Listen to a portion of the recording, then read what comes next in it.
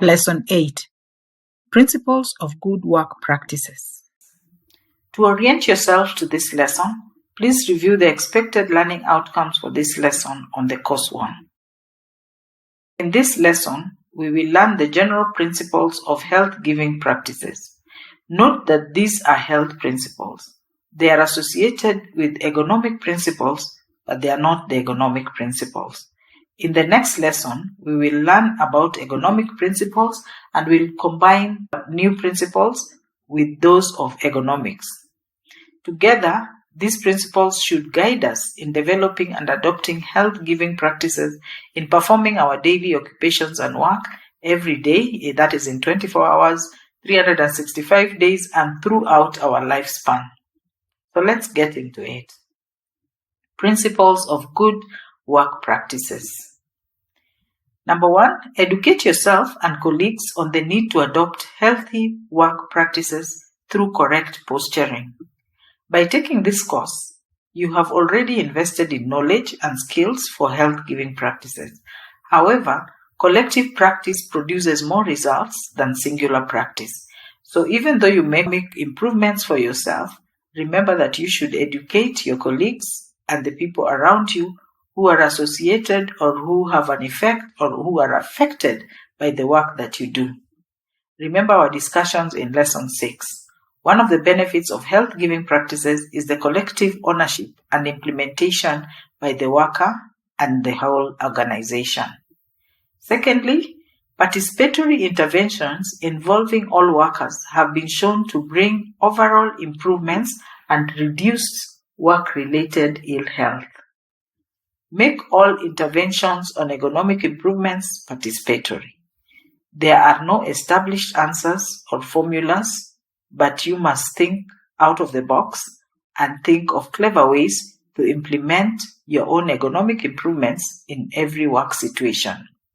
The environment is of course unique and calls for unique designs, adaptations, and adjustments. So even though you call the ergonomic experts, still remember that you must get your own clever ways of making adjustments and adaptations within your costs, of course.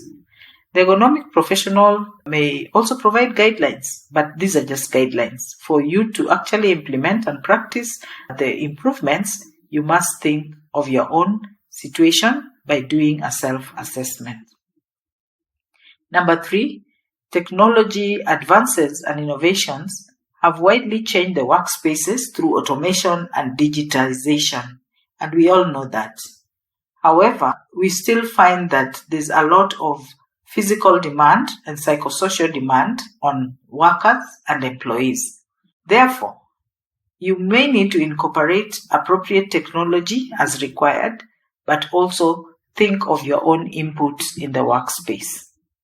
It may seem like manual handling of work processes in big organizations has been minimized, but a task analysis that breaks down procedures and processes still indicates that both big and small organizations still demand physiological and psychosocial handling by workers.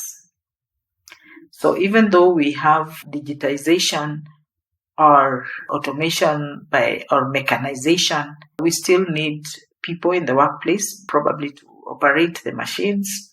So you still know that we need to practice the habits in the workspace.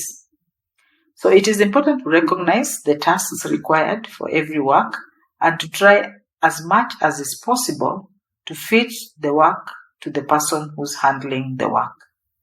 Make adjustments to the work in a manner that will not change the output, but also in ways that will not negatively impact on the person's body, either immediate or long-term health.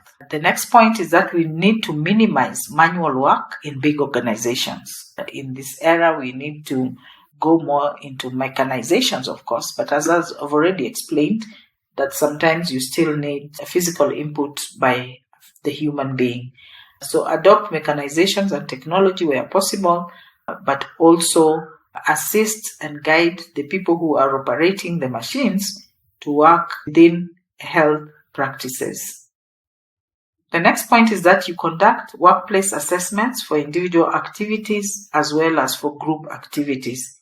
This is to establish the physical and mental demands of the work. And of course, once you do that, you will make appropriate adjustments and improvements as required. Then make adjustments to the work, not to change the output, but to contribute to the person's immediate and long-term health. Lastly, use ergonomic principles to perform work as a basic tenet to health-giving practices. And now in the next lesson, we are going to learn a few ergonomic principles. So I want to bring this short lesson to a close. In this lesson, we have discussed the principles of good work practice.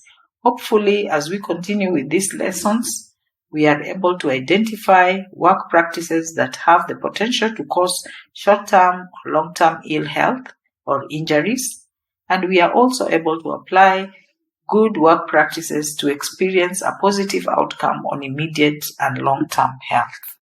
Remember to review the material and practice as much as possible to solidify your understanding. If you have any further questions or concerns, please do not hesitate to reach out either on the question and answer forum or on the discussion forum. See you in the next class.